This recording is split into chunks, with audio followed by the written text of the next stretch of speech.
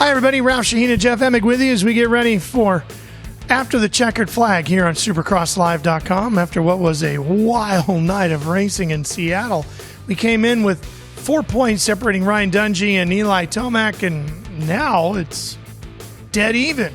Dead even, but by virtue of the 8 wins, Tomac will have the red plate. Dungey has 2 wins, so technically he's at second, even though they're tied in points. But what an incredible battle that we had. And the main event here tonight in Seattle saw Tomac and Dungey both struggle off of the start.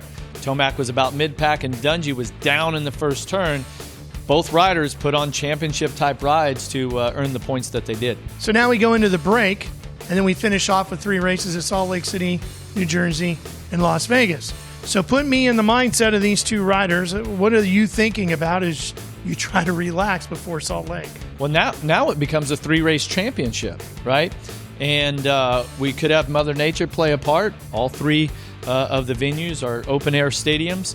I look for Salt Lake to kind of resemble what we had here in Seattle.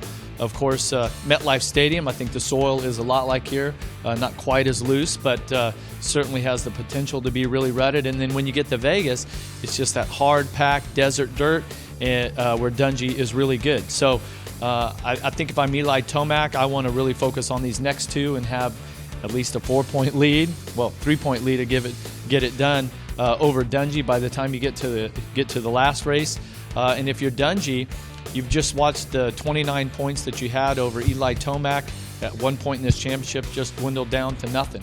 And so if Dungey wants to earn his 4th Monster Energy Supercross title, he's going to have to do something great. And the last couple weeks, he's ridden with a lot more intensity.